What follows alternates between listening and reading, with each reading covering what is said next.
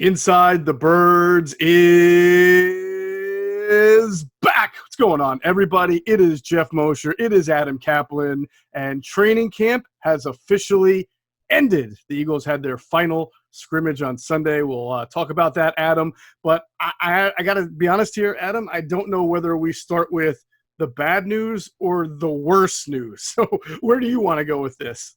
Well, look, Monday morning here, we, as people are driving into work, they're aware of the injuries, and we're going to detail it, and we're going to have additional information that you probably haven't heard. But it was a tough week with injuries. And what happens is, Geoff, when you have a lot of injuries, you have to move players around. And the good thing is, because the Eagles cross-train, the coaches cross-train the players so much, that they're going to be able to make do with what they have, but it's going to be incredibly challenging. Their depth, which looked terrific to start, their offseason, for whatever you want to call their offseason, is really late July. It is being stretched very thin. Yeah, and just for those who don't know, we will go through the injuries, but very quickly, the most recent list, obviously Jalen Reagor, going to be out a little bit. We'll talk about that. First-round pick. Lane Johnson continues to be out over a week. Carson Wentz did not practice in the scrimmage. They called it a lower body injury. Obviously, anytime it's Carson Wentz, that's going to trigger some alarms. And of course, just a few days ago, Dillard with the torn biceps is going to be out for the year. And what's crazy, Adam, is I think I read somebody, it didn't hit me until I saw it on Twitter. Somebody tweeted that the only Eagle first-round pick in the last 8 or 9 years to practice in that scrimmage Sunday was Fletcher Cox. Now, some of them are no longer with the team, say Marcus Smith, but no Jalen Reagor, right? No Lane Johnson, no Carson Wentz. That's, 3 right there, big ones. And obviously Dillard, that's another one who's out. Mm-hmm. It's hard, man. You need your top players playing, and all of them right now are on the sidelines for a little bit. I mean, when I was at the scrimmage Sunday, Geoff, and I'm like, wait a minute. They have 3 of the starting offensive linemen out. That is not good. So you got to be careful there. And, right now, Geoff, we're less than 2 weeks away, Geoff. We're 13 days away from the Eagles' first game at Washington. The NFL season starts in 10 days. Mm-hmm. It's that Thursday night game. So we got football on the horizon here. Yeah. Well, let's talk about some good news real quick, right? First, maybe it's self-serving good news, but I thought you and I had a really good interview last week that we put on our YouTube channel, Inside the Birds TV, with ESPN's Dan Orlovsky. And it's up on YouTube, and it's doing really well. People really take to Dan.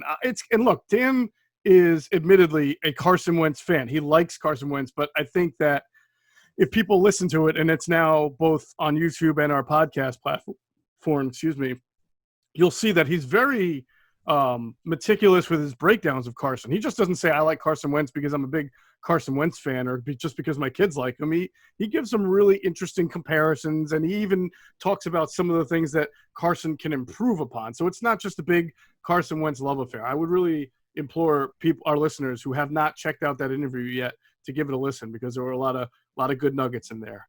And go ahead. Just going to say that it gets you in and out quickly. It's actually less than 20 minutes. So, yeah, it's a layup for you to listen to. And he does say one thing with music to my ears. He says it in his own way that Carson sometimes has got to take the easy throw. You know what that means? Check it down. Yep, that's a big thing that we talked about. Also, Adam, good news. Our ITB website, as we've been telling people, is redesigned. We've had some great content up there at InsideTheBirds.com, and our newsletter. Getting good feedback on our newsletter, so everybody can go to our website, scroll all the way down, bottom left corner, it says sign up for the Inside the Birds newsletter. All you have to do is give us an email address. You'll get our weekly newsletter that'll detail all the things that are going on with Inside the Birds, and there will be some things going on as we get closer to making some announcements in the coming weeks, so I look forward to that. Let's talk, Adam, about these injuries. Let's start with Jalen Reagor. So let's give people what we know, but then we'll kind of take it further and look at the wide receiver core as a whole a little bit. What we know is Jalen Reagor, and you were there, I believe. So if you could set the scene a little bit, because as we understand, the injury happened, unfortunately, with him doing something that you hope that he's not doing much during the regular season, which is making a tackle because Jalen Hurts threw an interception. Yeah, so just to kind of set the scene, Geoff. So this was Sunday, and there were no fans in the stands. This was a scrimmage. and the media took up really one section, and that was it. There was the only people other than club personnel, players and personnel people at the game. I mean, at the practice. So we were up close, so you could kind of see everything. I didn't need my binoculars a whole lot unless they were on the opposite end zone. But on the play, you would rather him. See, the thing is, Reagor's doing his job. If there's an interception return, you have a chance to make the tackle so the other team doesn't score. You try to do something, and he did. He did the right thing, and here's what happened. So I pick my head up, and I see him holding his right arm and right wrist. And, okay, you would assume that's the injury, but what I've noticed over the years is when players hurt their shoulder, just to keep their shoulder up, they'll hold their arm. And he was in a lot of pain. He went right to the bench. One of the doctors and the trainer started talking to him, and he was just he was rocking back and forth to try to get through the pain. And he just couldn't go back in. So one of the trainer took him away and presumably to get reevaluated. And that's really what wound up happening. Right. As you reported, Geoff, he would have an MRI, and I know you have some results there, or an early result, and what's going on. Yeah, I mean, the early results were that it was revealed that it is a slight tear in the labrum. In fact, the way it was described to me was a slight tear in a piece of the labrum. So it's not huge. It's not. I don't know what the labrum looks like. That's just how it was described to me. I know it's in the shoulder. I actually had a labrum injury once myself. And that it was the type of, it didn't require surgery. That's the most important thing. If we're going to hear good news or a silver lining from this, is that he will not need surgery to repair it. It's going to heal as long as he does the correct things, but it's probably going to be a 4-week injury. And that means he's not going to be ready for the season opener.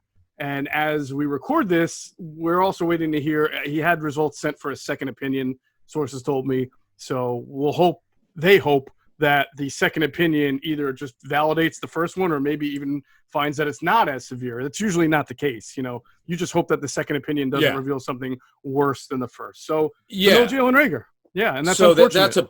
It's a bummer. I mean, obviously it's not good news that he's going to miss time, but as you said, as far as you know, he's not going to need surgery. So that's the positive news with it. So now here's the other issue. So as we first reported several weeks ago on the show, Alshon Jeffrey, barring a setback and a surprise, will be able to play in the first month of the season, which is September.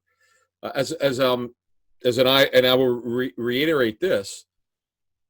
He should be coming off of PUP to start the season. That's physically unable to perform. He's on the active list. If they don't take him off, it becomes a reserve, and he has to miss the first 6 weeks at a minimum. So I strongly believe, you never could be too sure, but my sense is from checking into this is that he won't be on it. Now, I didn't say he's playing week 1. Right. Why I think that the chances are slim, he's really going to have to start practicing this week. You can't just bring him back. Remember, the surgery was in the middle of December, so in 2 weeks, we're hitting exactly 9 months. Mm-hmm. The typical full repair of the Lisfranc, which is the midfoot, mm-hmm. is 9 to 12 months. So he would be on the shallow end of that, which is a good thing. He's doing really well, and as Doug Peterson, the head coach, confirmed that they're going to increase his running on land. So he's obviously fairly close. Yeah. It's just a matter of how close. So, Geoff, let's move this forward here. They got a real problem at the X position. Where does this leave them?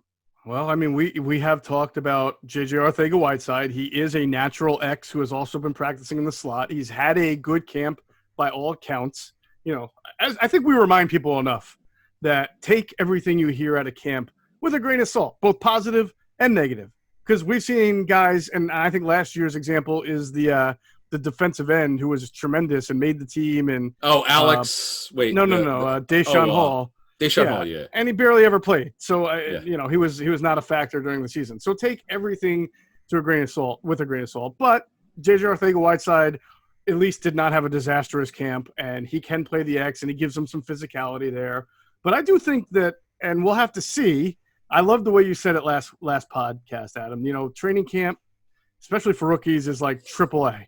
The regular season is the major leagues.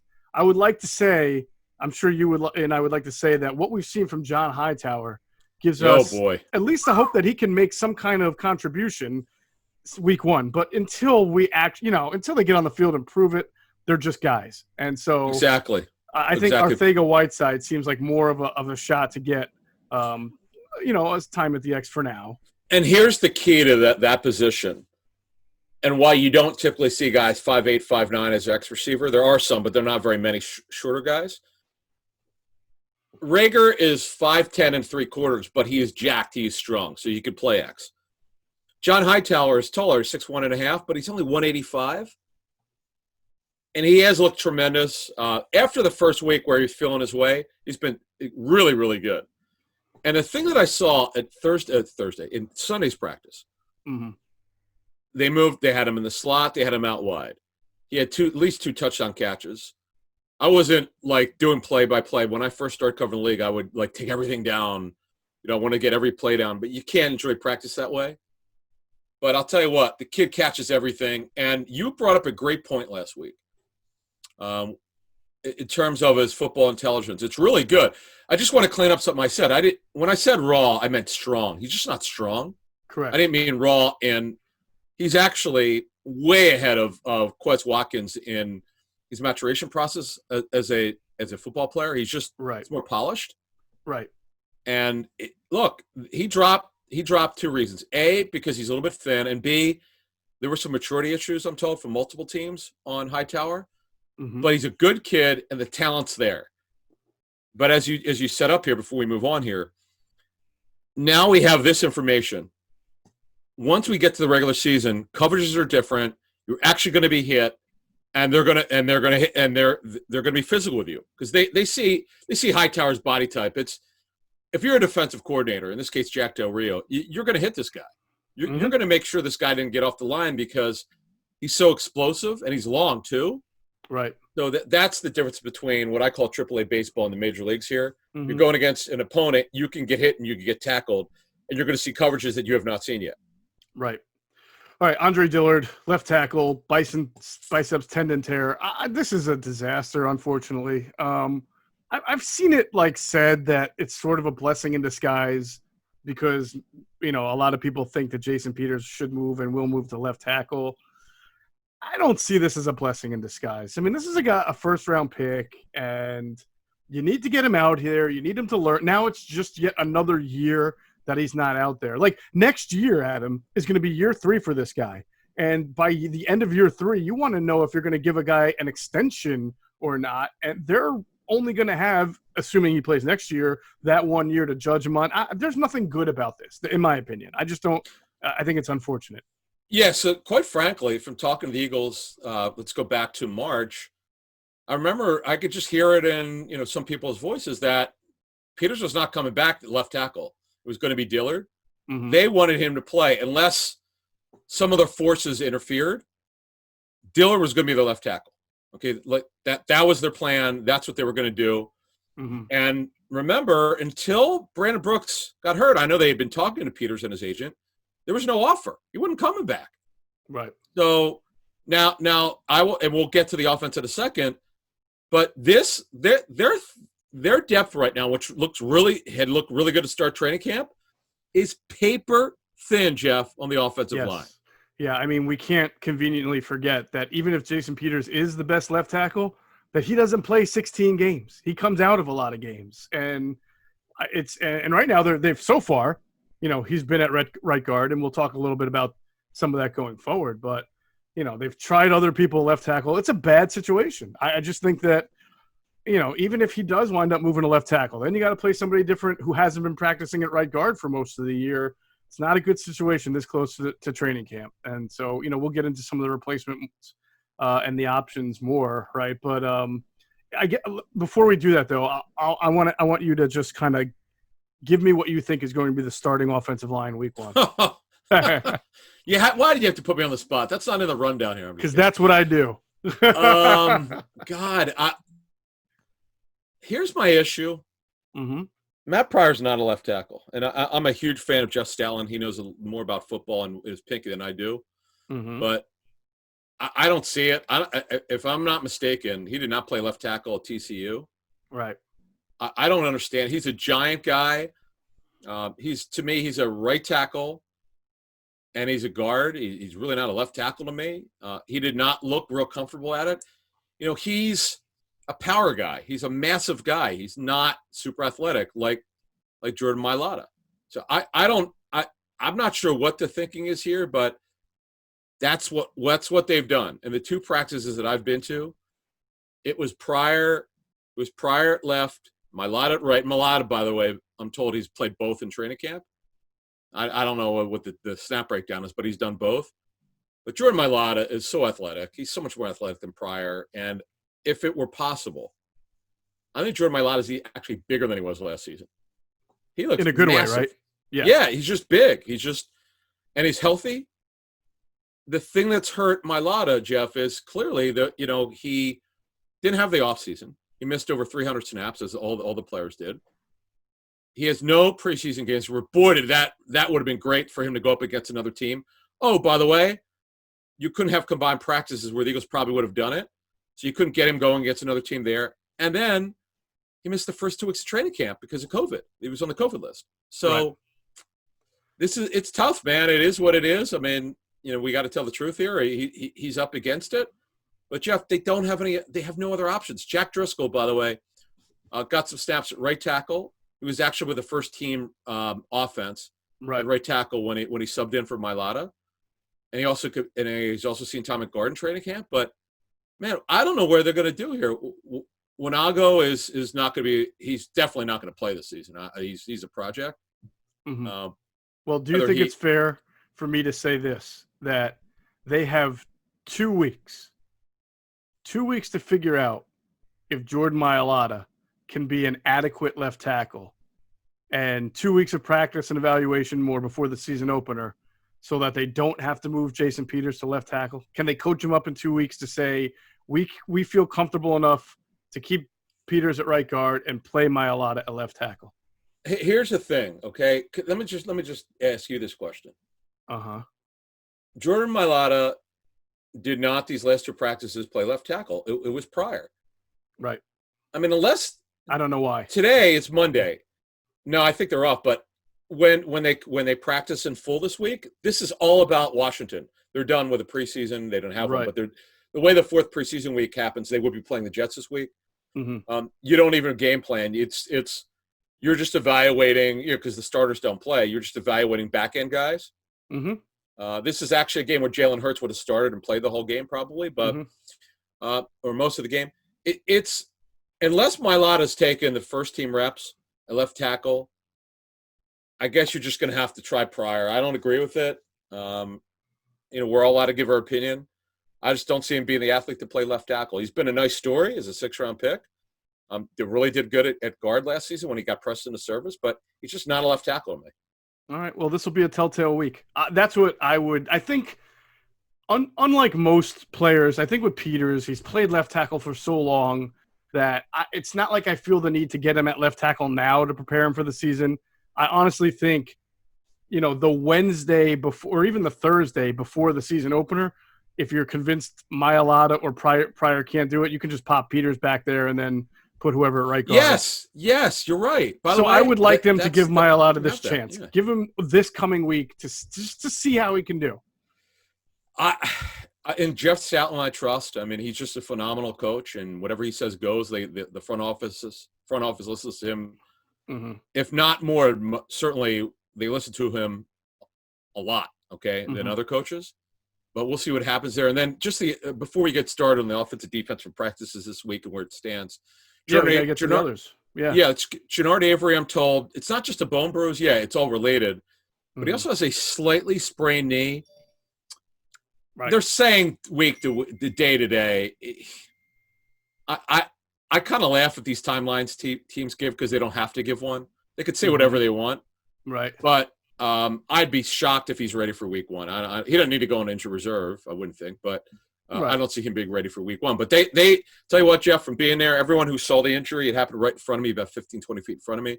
It looked terrible. Good for him that he didn't suffer a serious injury. Boy, it looked really, really bad. But by the way, a bone bruise, depending on the severity of the bruise, Mm-hmm. These could be 6 weeks. I know players have missed 2 months with these things. Some are only a couple weeks. We'll have to see. Right. Yeah, we will have to see. Is there any chance you think that maybe if they think it's going to be longer than 4 or 5 weeks with Avery, that they do IR him, not even return, just to be able to keep him on the team? You know how teams will do that. Yeah, yeah. Like well, here's the issue. Mm-hmm. Dillard is got to go on IR because he's not going to play. Right. And then the question is, what do they do with Brandon Brooks and how they handle his designation? We'll have more on that. I'm working on that. But yeah, I would say outside chance because again, even if it's 4 to 6 weeks, you don't need to dress him when he's ready. You just let him practice and work his way back. And then, Geoff, before we get on to what we saw this week and what we're hearing on the offensive defense, Miles Sanders, Geoff, I know you and I have some intel here. Where are you at with this? Yeah, I mean, we've said for a while he's going to be out, with a lower body injury, and that it was not that bad. It's just that they were trying to make sure that he was healthy and ready to go for the opener. And it sounds as what I'm told is that it was a hamstring injury that he's got, and it's not the least mild one, but it's also not the most severe one either. So it sounds like they've done the right thing by keeping him off the field, and it'll be interesting to see if they can get him to practice by not this week, but the next week when you really, September 6th, 7th, right? When you really want to start getting ready for Washington. I don't know if he's going to be able to, but we'll see. The bottom line is with a lot of these guys, Adam, right? Whether we're talking about Miles, whether we're talking about Javon Hargrave, anybody who's been out for almost all of camp, even though we've said that we were told that some of these things were minor, they're just precaution, so they're ready for the season, their conditioning is not going to be as good as the guys who have been practicing all summer. So I don't know. Usage is going to become a question at that point. Yeah, so Miles Sanders, I'm told he's got a hamstring strain. So here's why I know he's doing fine. So Wednesday's practice, I was walking. You're allowed to, as I was saying on the last show, you're allowed to sit down. The Andy Reid rules do not apply this year because of what we're dealing with. So I noticed that he was doing a shadow drill, which is when you're mimicking what you would be doing. Like, for instance, it was the offensive linemen were going against each other 5-on-5, whatever it was, 5-on-5, 4-on-4. I didn't count it. But he was taking 5 steps to the right. He was just doing shadow pass blocking. Sure. A couple steps to the right, couple to the left. Well, guess what? If he's got a bad injury, he ain't doing that. So I'd been told, like, literally an hour after he got hurt, he'll be fine. Don't worry about it.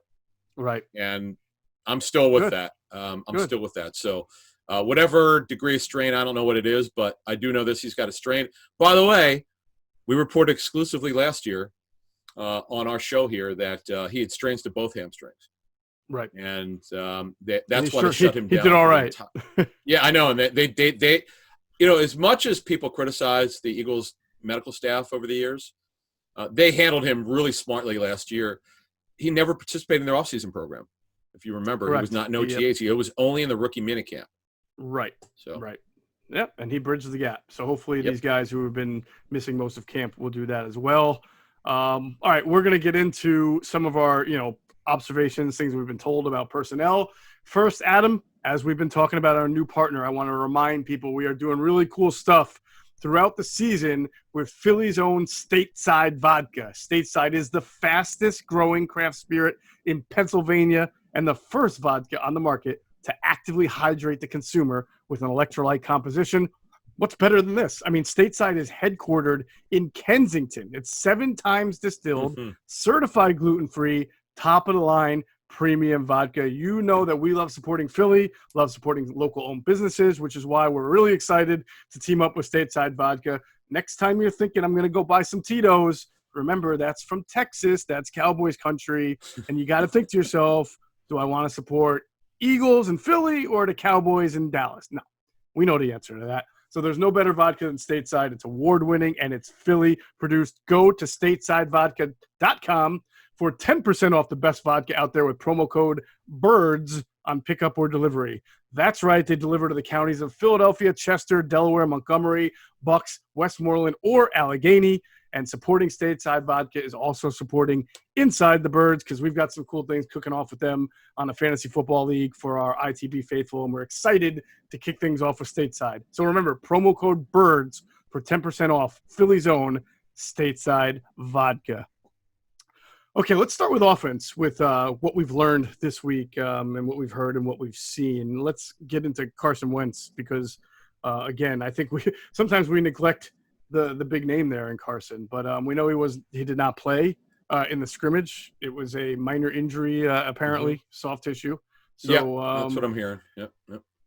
So I want to ask you this, Adam, because I think what we've heard is very similar. We had a podcast a week or two ago, and we said that Nate Sudfeld has been inconsistent, and we've said that Jalen Hurts is a rookie who's doing a lot of learning and not really ready to play quarterback in the NFL. And the feedback I've gotten more recently, I mean, start a game, right? Start a game in the NFL. That's correct. Yeah. Well, or even come in and play if someone like to be the backup, right? Yeah, he's right. Yeah, you're right. He's not ready to be backup. I know people are running like there's, oh, wow, he's with the twos. I wouldn't read into that. He just needs work. Right. So is there anything you've heard? The feedback I'm getting is not much has changed there, that Nate continues to be inconsistent and that Jalen is still is a rookie and he's learning. And that's a lot for right now to ask of him. Yeah. He's swimming. He's swimming. I did notice on 2 plays, though, which I was very happy about. Mm-hmm. He went for the progression. It might have been to the third one, and he made a good throw. But there are too many plays from my own eyes and from talking to other people who would know that he breaks the pocket, doesn't let the play develop. It's typical of a rookie. It doesn't surprise me. You just gotta give the guy time to develop. That's all. He's going through the learning phase. Look, if he would have had those 2 months of practices, he would be so far advanced. Just got to be patient here. Now, I do think if he does dress. We'll see if he dresses every game, but if he does dress, there are going to be some games. We had heard from pretty good sources that he was going to have a specialty role if they do use him. Just inside, could be inside the 10-yard line, yard line, or however they want to do it. But he's got a unique skill set.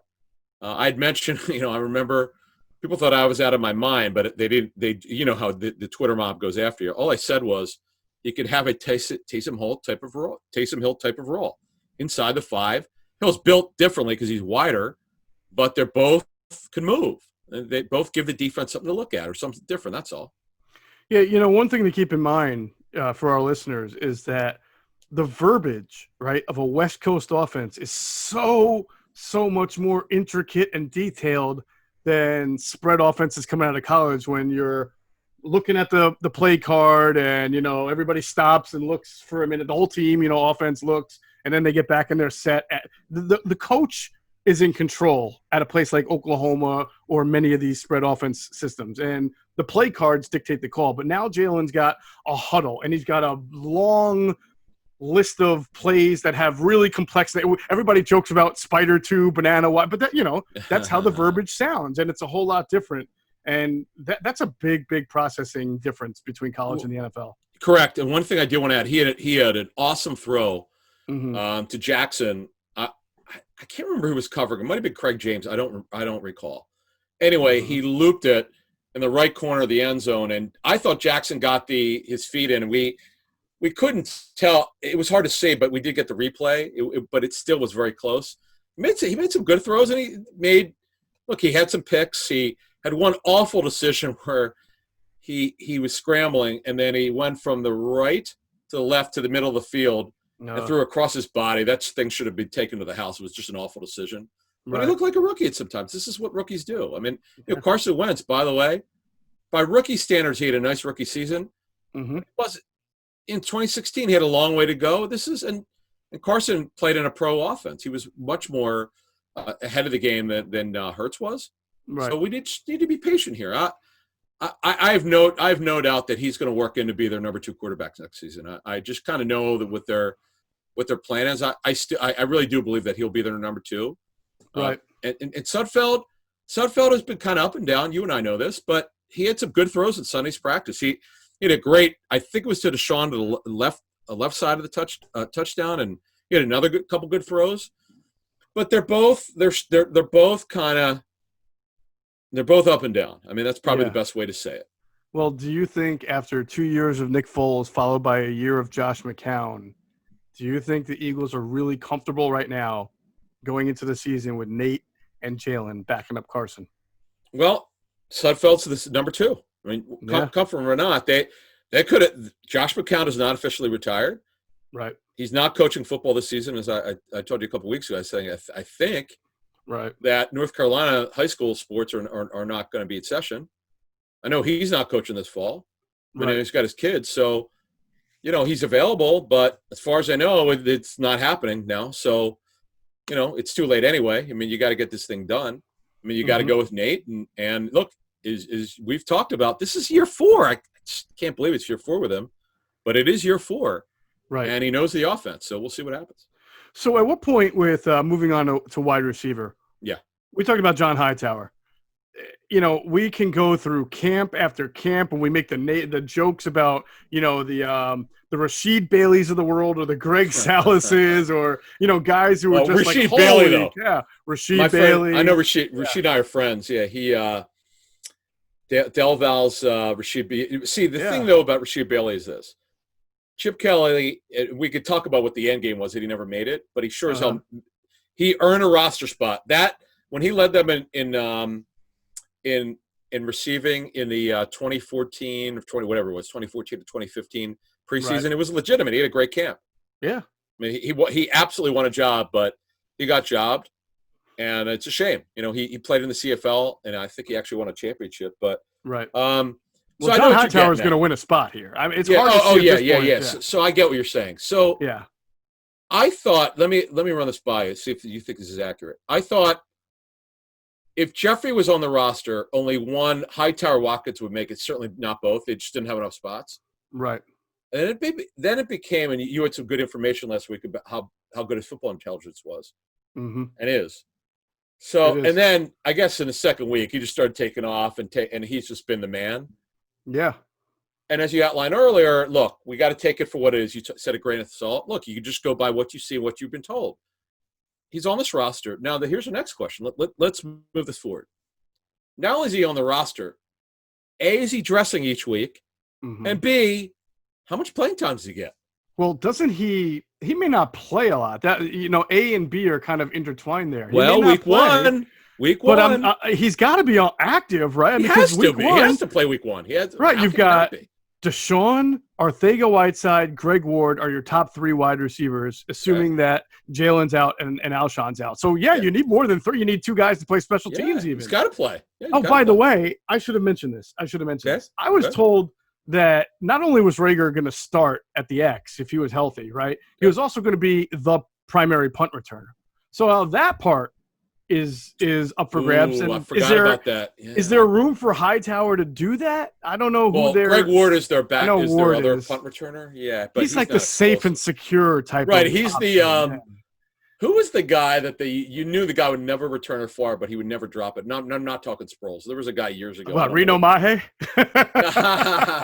Reno, I could see him at TGI Fridays. But is that not the perfect description? The guy who is not going to give you a whole lot of return yards. He's never going to put the ball on the ground, but he's not going to give you much. Right. But anyway, so who are you thinking of here? Are you thinking of Jorick Calvin?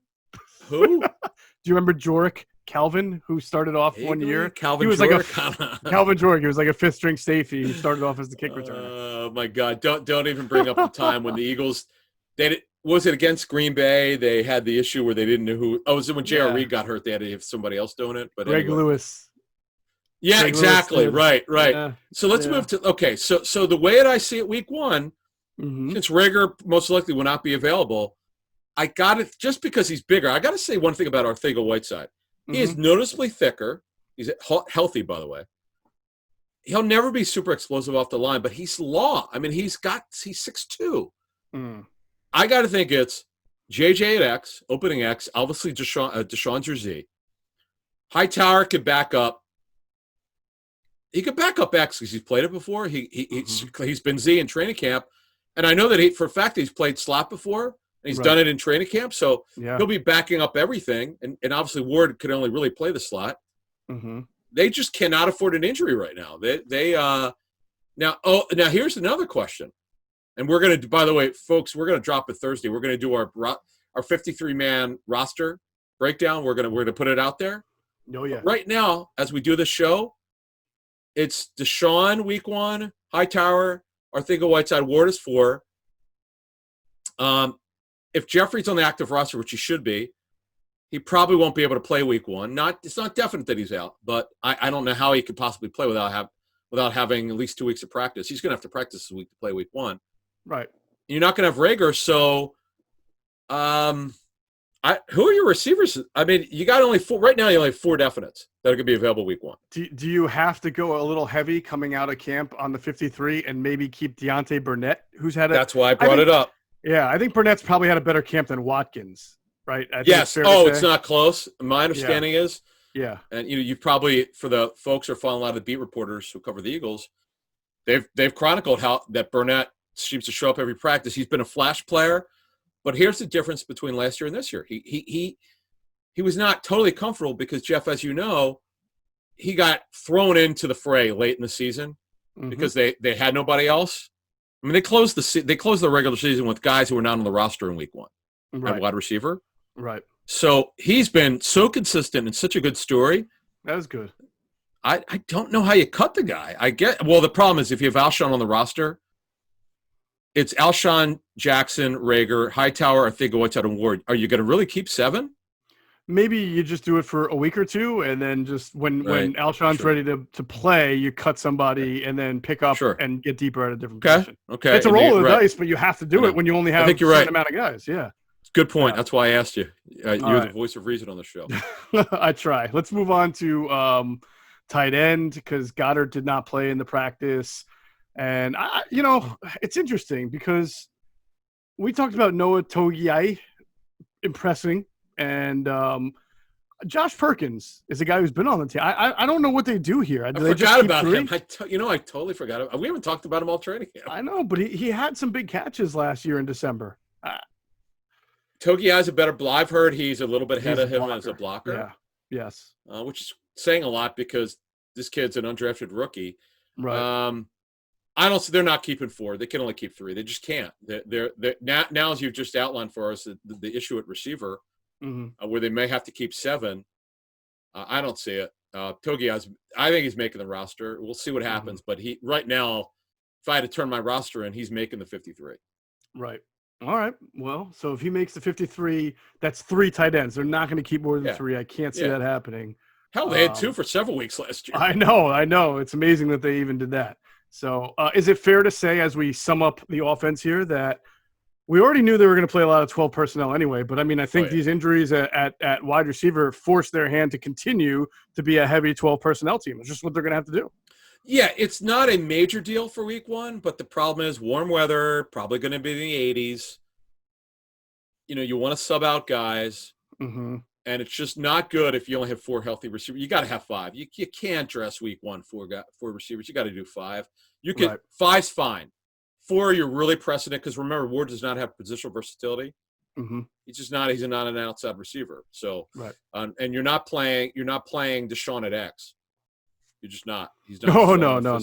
Definitely he's just not strong enough. So we'll see what happens there. So that's receiver. Before we get to defense, Geoff, let's talk about the offensive line. And how about this story from the Philadelphia Inquirer, Jeff McClain, who we know very well, and it's definitely true. He wants more money if he's going to play left tackle. Now, he's not doing it right now, Geoff. So how do you think they'll handle this? I don't know. I'm very curious. I guess the question is this. I tweeted this. Who has the leverage in this situation? I think a lot of people have said that Jason Peters has all the leverage, and they just say, look at practice. Look at how it's going. Mailata's a turnstile. I'm sorry. Matt Pryor's been a turnstile. Jordan Mailata hasn't even played. So, of course, Jason Peters has the leverage. And I say, well, that's true from one standpoint. But what if the Eagles say, just play left tackle and we're not going to change your money at all?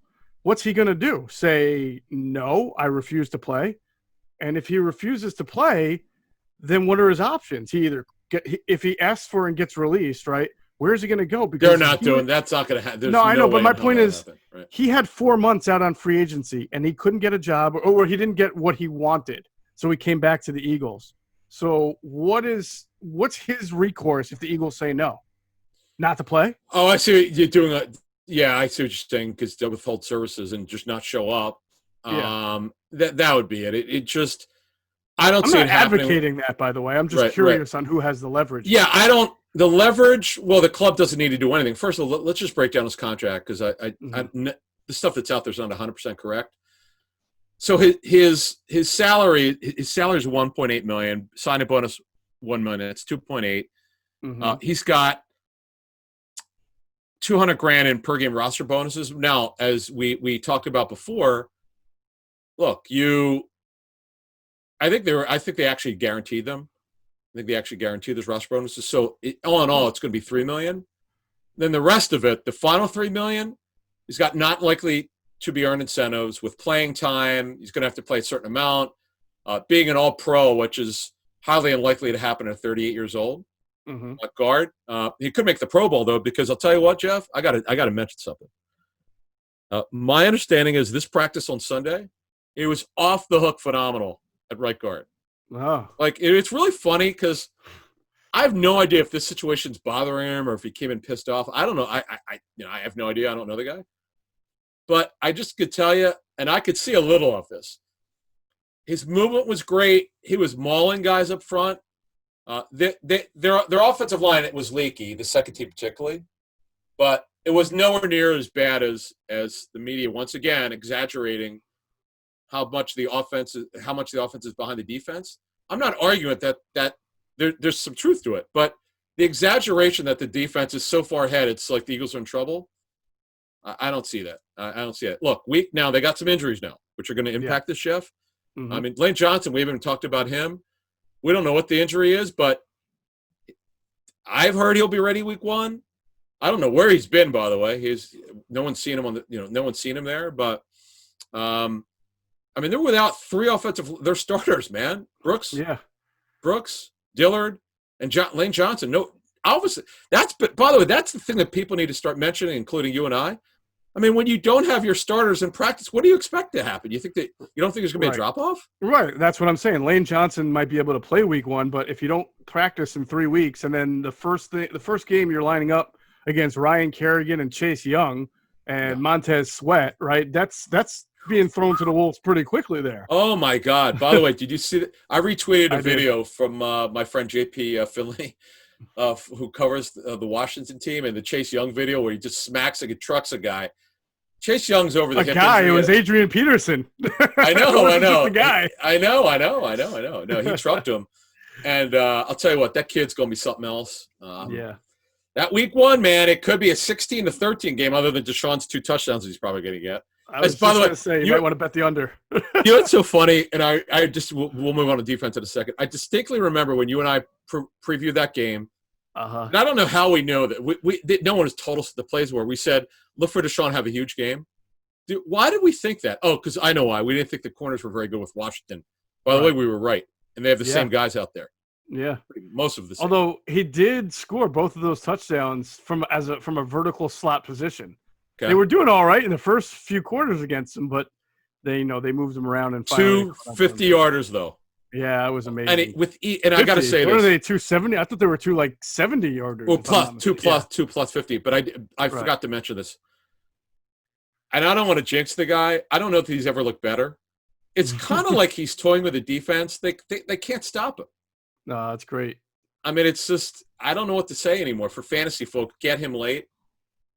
And we outlined the trainer and how good of a shape he's in. We'll see what happens. We know his history doesn't play for the full season, and he doesn't play a lot. I put this guy in bubble wrap right now. Exactly. Put him in bubble wrap. Exactly. I just wanted to mention that. So anyway, we can move on. Unwrap it on that Sunday, September 13th. All right, let's move on to the defense. First, let me remind everybody to download the top-rated DraftKings Sportsbook app today and use code ITB for a special offer when you sign up. So that's code ITB for a special offer when you sign up only at DraftKings Sportsbook. All right, let's get to the defense, Adam. I swear, this is – all right, so what we said about John Hightower, it feels like now the same thing about Josh Sweat, because I think right now with all the publicity Josh Sweat's gotten, you think he's going to have a 20-sack season. I mean, he's been unbelievable. But, again, it's training camp. Yeah, he's had a phenomenal camp, by far his best in his 3 years. I mean, they're getting so much mileage out of this 4th-round pick. I mean, he's – because of the leg injury from high school, I don't know – the word is that his ceiling is probably going to be capped to a certain extent. And even if he gets 5-6 sacks, it's not the sack numbers. It's how he impacts the quarterback, how he makes him move off the spot, using his 35.5-inch arms, which is just ridiculous. Like, as I mentioned, he's kind of clowning light. He's just so long, and the kid's been a great story.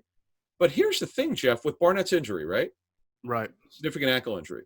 Genard Avery's injury. Yeah. They got to thank their lucky stars that they re-signed Curry. Think about where they'd be without Curry right now. I know one of the things I mentioned, Adam, is when they brought back Curry, why I was in favor of that, even though I've been not in favor as much of getting older or That's retaining. right. That's right. Right. But one of the reasons was you still need to have starting caliber players, right? And my feeling was that if Barnett or Graham were to get hurt, you could not ask Josh Sweat to be a starter playing, starter reps because we know about his knee injury history. You couldn't ask Sharif Miller to do it. We don't even know if Sharif Miller is going to be on the team at this point. Couldn't ask Genard Avery to do it because he's very undersized. He's not a run stopper. Same thing with Osman. Same thing with Tuhill. You needed somebody who could be a starter, right? If one of these two guys went, or at least play. We know they rotate, so at least play a lot of that snap. So you're right. They're very fortunate that Vinny decided not to go to Cleveland and came back here and took their offer. And if I'm not mistaken, you'd reported even before that, really exclusively, no one else had it. You said he had like 3 other teams interested.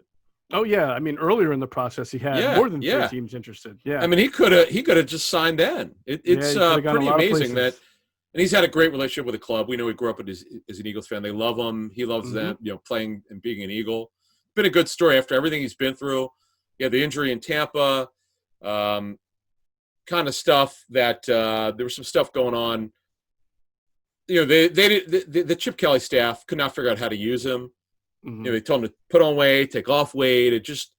He's been through a lot, man. 9 years, Geoff. 9 years. 9 in the league. I know. Makes me feel 11, old. right? Although it seems like it's gone by so quick. I remember his rookie year when he and Brandon Graham. It's actually his 10th year. Jesus. Yeah. Wow. BG wasn't a rookie then, but he wasn't playing much because Jim Washburn was controlling the D-line. And Jim had brought in – Trent Cole was still with the team. Yep. And Jim brought in Jason Babin, right? And Babin and Cole were the starters. And Brandon Graham, he was still trying to kind of come back from the injury that he had years before and find a role in the defense, and he was a backup. And Vinny Curry just sat on the bench, and the team was losing games. And they weren't doing a good job of stopping the run, because they had these pass rushers who were just flying – wide 9, man. If you don't play the wide 9 correctly, you got to play the corners have to tackle. I remember that was the first thing I learned about the wide 9. It only works, and there's a major reason why teams don't use it. But it could only work if your corners are willing to tackle. And the corners here tackle. Under Schwartz, he won't stand for it if they don't do it. I mean, remember, Juan Castillo, I can't believe we're bringing this up. Juan Castillo is now the O-line coach of the Bears.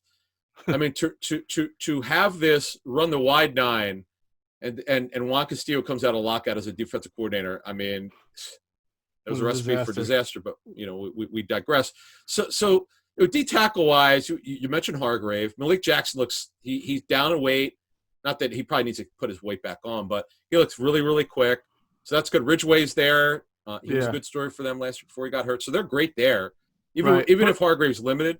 So, Geoff, what do you first reported that injury. Where do you know where he's at with that? What are you talking about? Hargrave.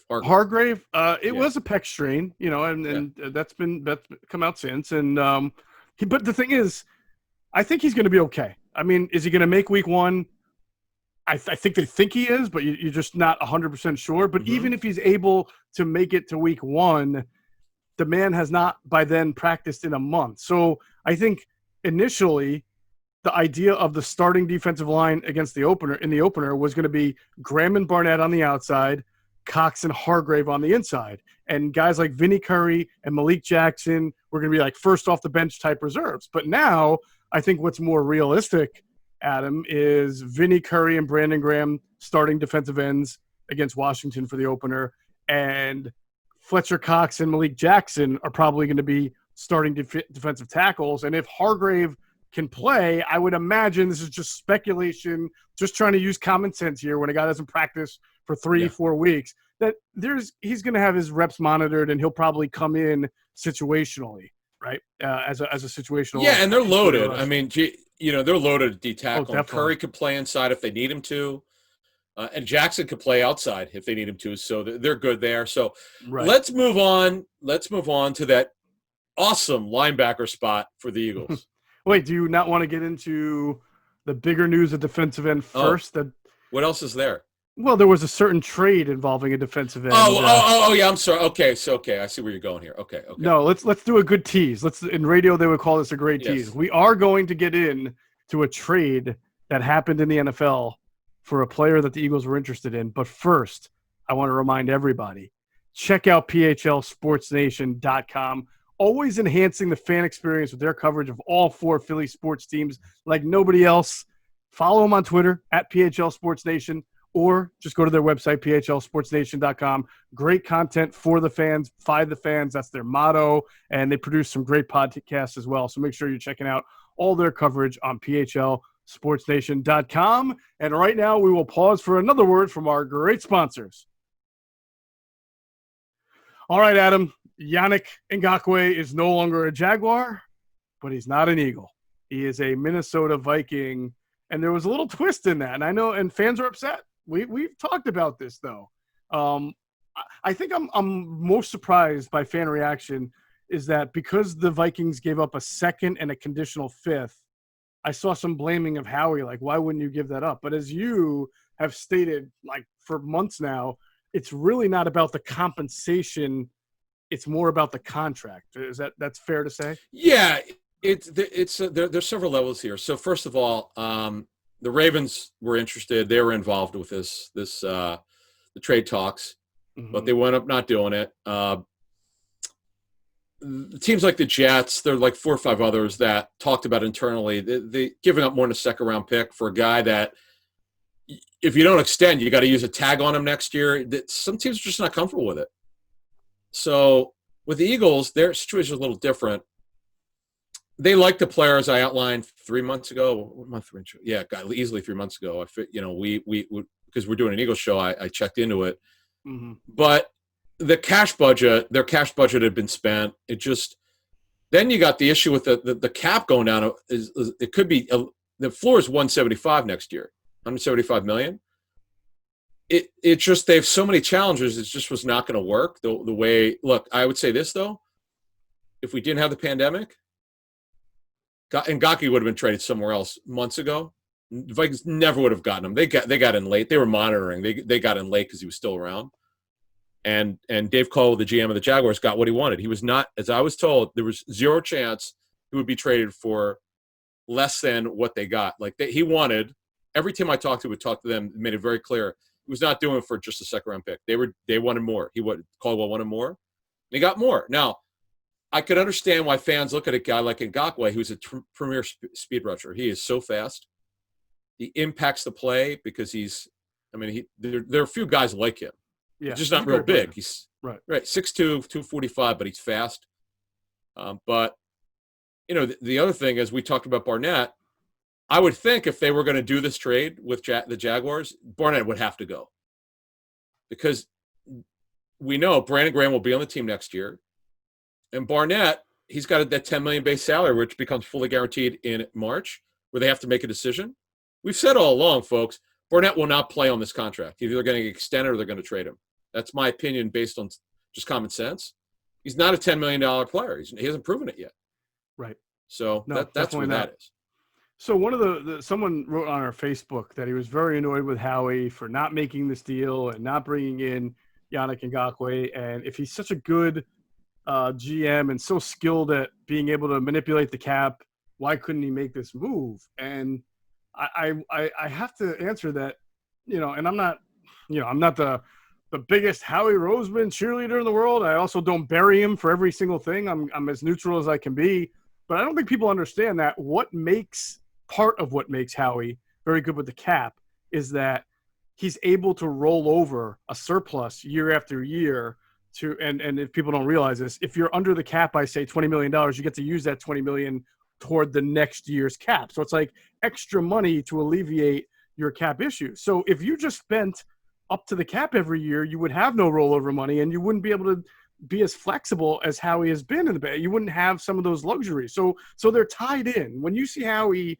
not make a move sometimes, it's because he's trying to use that cap money to roll it over to alleviate next year's issues. And for the most part, that's been a very important tool for him. So sometimes I see people say, just blanketly, how he gets it done, it doesn't really matter because Howie just knows what he's doing. And I always say, well, he doesn't wave a magic wand and say, I'm Howie Roseman, money go away. It's using these devices and tools and manipulation of the cap that makes him good. So you just can't have it. The Eagles have a lot of good players, and they have some of them make a lot of money. And it's because Howie's able to manipulate that well. But you can't have every single player, whether it's Jalen Ramsey or Jadeveon Clowney or Yannick Ngakoue. You just can't have every single player. Or DeAndre Hopkins, you know? The Hopkins one, he wanted his contract redone. That was another issue. You just can't. That's why the Eagles wound up not doing it. Yeah. You can't have every player. You just can't. You got to show some restraint. Look, they were in deep on Jalen Ramsey last year. That just the Rams were willing to give more. Yeah. This is not fantasy football. Sometimes I think our NFL fans just think that their team should just do everything. Right. It just doesn't work that way. By the way, the Raiders, I forgot to mention the Raiders. John Gruden wanted Ngakoue, but there were some other factors. Going forward, Mike Mayock is really the voice of reason in the personnel department. Mike doesn't have personnel control. John does, but Mike is kind of the guy who says, "Look, we've got two players that we like. We've got one we spent the 4th pick overall last year. Then we got Max Crosby, who's a great story for them. Mm-hmm. Let's be smart. Let's just go forward." They talked about it internally. I know they were really looking into it, but they ultimately decided not to do it. And getting back the Eagles here, you can't do everything. You just can't. And that's just the way it is. Why do I feel like the Raiders are going to be in hot pursuit of Jadeveon Clowney? Is that just a feeling? Oh, I didn't hear that one. Yeah, I've not heard that one. But Clowney, that if that doesn't get this coming week, if that doesn't get done, I'd be very surprised. Yeah, but we'll see. We will see. All right, let's go back to the Eagles. We'll talk about the linebackers, and it continues to be kind of a similar situation. Your top 3 guys right now are Nate Gary, TJ Edwards, and Duke Riley. And I don't know if they've settled on a first-team nickel yet. I think wouldn't surprise me if Gary and Riley were it, but TJ might make a strong push. But I think that it's more likely to be Gary and Riley. Yeah, and quite frankly, you don't need any more than 5 linebackers because they're such a heavy nickel team. Mm-hmm. And they do obviously play some dime, depending on who the matchup is. Right. I mean, you don't need – but here's the issue. Davion Taylor has to be on this team. He's a 3rd-round pick. That's just the bottom line. Right. So it's Gary, Edwards, and Riley. We know that. Right. Alex Singleton and Sean Bradley have shown that they are strongly in the conversation. Now, Bradley's a guy that we didn't think – I know me personally, I didn't think he had a chance to make the team, start training camp. I need to revise that and say, look, he's earned a serious consideration to make it. And so is Alex Singleton, right, Geoff?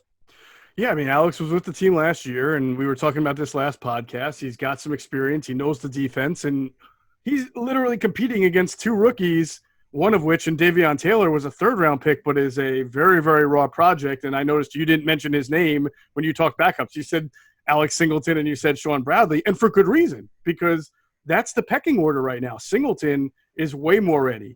Sean Bradley, as a rookie, is more ready to play in a game on defense than Davion Taylor. And so I think they have to keep 6. I don't know if they will. I think it's going to be a struggle. But I think Singleton gets squeezed. Gets hurt? No. Well, what are they going to do? Okay. But again, I agree with you. I don't know if Singleton is definitely going to make it. I think he gets squeezed because, again, Geoff, they're a heavy nickel team. You don't need 6 linebackers. As a matter of fact, it's a little scary. You can keep 4, but that's crazy.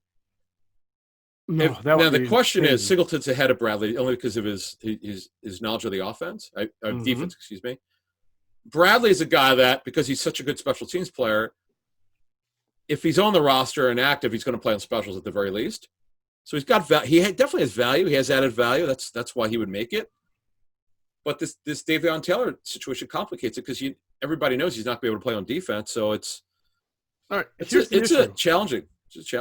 here's the dilemma they face, Adam. If you think they keep 5, that means that the 3 backups, right? Well, let's call it 2 backups. We know that Edwards, Riley, and Gary are your nickel and base linebackers, right? Yeah. Your 2 backups then are Davion Taylor and Sean Bradley. 2 rookies, one of which is not ready to play on. Neither of them are probably really ready to be playing on in the NFL full-time snaps. So, but one of those guys is now an injury away from having to be that. That's why cutting Alex Singleton to me would be a mistake, and you probably should keep 6 because if someone does get hurt, you can't throw one of these rookies in there and think everything's going to be okay. You're going to have to get skinny at another position. You're probably going to keep 4 defensive tackles. Mm-hmm. We outlined earlier in the show the complication of receiver due to injury. Mm-hmm. Offensive line, you're going to probably only keep 8 then. And running back, by the way, you're only going to keep 3. And I don't disagree with anything you're saying. Yeah. What's that? That might be the area they go really thin. I don't know what else you can do. So that's the linebacker position, and let's nail down corner and safety. So let me ask you this: after Avonte Maddox and after Darius Slay, who's definitely made the team at corner? Yeah. Ooh. I know Craig James will be in the conversation. He knows the defense. He was with them Good last year. Good special teams player too. Yeah. Okay. He's had a nice camp. Trevor Williams just got. I'm sorry. He's had a nice camp, by the way. Okay. Rasul Douglas. I know he had a good week of practice from what I've heard. He knows the defense. He's got length. He just cannot sustain any success. I don't know how many times I've said it. It's probably a broken record. His inability to sustain success is just killer. Mm-hmm. You just can't trust the guy. I mean, he's Mr. Offseason. Was it last year? He was phenomenal. And then training camp, whoop, down, up, down. Got benched in the regular season, had to play, got benched. Right. Enough of this. This is why I said it would have behooved them to get a veteran outside corner. Now, I know Trevor Williams would count as that. Right. But they really need to do that. That would be because this is what personnel people do. This is what pro personnel departments look like. I had a couple guys complain about, why do you keep talking about additions every week? I'm like, because this is the way real people do it. Okay. Yeah. Personnel people. It's like, what are you talking about? Right. And that's why I'm doing it. Now, you could tell me I'm wrong and disagree. I'm good with that. But to say we should be talking about it, like, what planet are you on? Yeah, really. So, So I don't really know. It's a really interesting situation, and I think the best thing we can say is hope Slay and Maddox stay healthy because it's very tough. If Slay and Maddox stay healthy, I think the Eagles are really good at corner. One of those guys gets hurt, and then it's almost like back to last year where you're going to be able to pick on someone. All right, let me ask. Speaking of that, is Sidney Jones on the roster? I don't see how he can't be. Like, they don't have – how many corners do they keep, 4 or 5? Maddox, Slay, Jones, Rasul Douglas, and I guess James. Yeah, because you need to keep someone for special teams, and just I don't think Sidney is good for the special teams. Sidney Jones has been cross-trained at slot. He's not a slot. You and I talked about that ad nauseam. He's not versatility, but I mean, you just don't have – you have no outside corners. I know. That's why I keep – folks, for the people who are pissed off at me for keep bringing this issue up, Geoff just said it. They don't have any depth at outside corner. Yeah. Jones is not good enough. Neither is Douglas.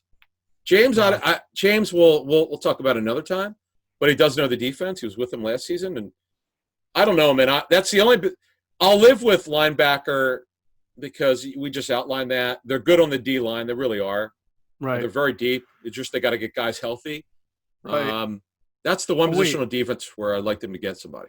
Yeah, we didn't mention slot corner because they're definitely going to keep. They have 18 slot corners. They're good there. So usually you keep 5 corners overall?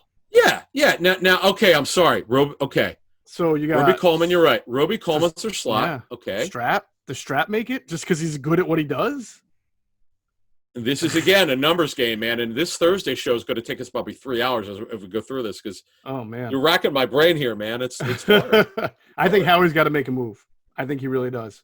When you say move, I think he's got to look around the league and see if there's a trade to be made. They would have traded Douglas in the draft if anyone would have taken him, but nobody wanted him. Right. So we'll see if they could get anything for him. If not, he's on. I would think they would keep him. And he was the guy who was a restricted free agent. 17. Well, no, they cut his salary. They cut his salary is what they did, which is absurd. I don't know how you do that on a guy on a rookie contract. On a rookie contract. I don't know. I don't know. Maybe someone could point it out to me. Maybe I'm wrong. Yeah. That it's happened before. I've never heard of that before. But he tells you would have been cut had he not taken the pay cut. So, so we can wrap this up. Let's move to safety. They're super deep here, man. They're really deep. Yeah. I mean, they're deep. They've got a lot of bodies. They've got some guys that are very interesting. Like we know the top three are McLeod, Jalen Mills, Will Parks. You know, I've talked about Marcus Epps having a pretty good camp. He was out for a little bit. He came back. So he's a guy that's been on the field in their defense and knows it. So I can see an opportunity for him. I think you said it last podcast, and I wanted to add to it because I heard the same thing that while we all have like high expectation, or maybe, I don't know, that's a tough term. I think we were all excited about Kevon Wallace because he seems like a really passionate, determined kid, and maybe he'll be a good player. But as far as right now, the feedback I got, not ready to really go in there and make an impact. And I think you had brought that up, and that's too bad. I think fans were hoping. You never know what you're going to get in the fourth round. A guy like Jack Driscoll, you almost think could go in there if he had to play and hold his own. But Jim Schwartz told you that safety and linebacker are not easy to learn. They're the two toughest positions to adapt and learn to. So Kevon's got a lot of work to do. Yeah, and Parks has really picked the defense up. He's a really smart guy. And Mills, McLeod, Epps, your guy, Epps. Wallace. Now, here's the thing. You're probably going to have to keep sixes. Rudy Ford is a phenomenal special teams player. One of the fastest special teams players in the National Football League. He did have an injury last season, but he's healthy. I think he makes it. They got a numbers issue. I can't wait to do this show for Thursday, man. This will be fun because one of us is going to be right, one of us is going to be wrong on our 53. We'll see who wins that one. All right. But and by the way, before we get out of here, go to our Facebook board inside the Birds message board there and give us your 53. I'm very curious, folks, because we keep adding. It's a lot. I love to see them. I'm really interested to see how people project it. Yeah, me too. That's a great idea. And maybe it's too late to maybe get a little contest going, like a fan contest. Maybe we have people email us at our InsideTheBirds@gmail account. They're 53, and we can congratulate whoever comes the closest. We just got to put it on the board there. I'll just go through it. Yeah, or we could do with that. Yeah, either way. That'll be a good idea. And maybe we'll get a contest out of that. We'll keep everybody posted on the next podcast. That's going to do it for this Inside the Birds, the leading podcast in Eagles Intel. Thanks to our producer, Hunter Brody. Check out his work on YouTube. It's called Sports Talk with Broads. And make sure you're also checking out his podcast that he does with former Villanova basketball star Darrell Reynolds. It's called Processed. And, of course, check out Hunter's work on Twitter, @Broads81. Go to InsideTheBirds.com. Check that out. And as always, we thank you for flying with us inside the bird.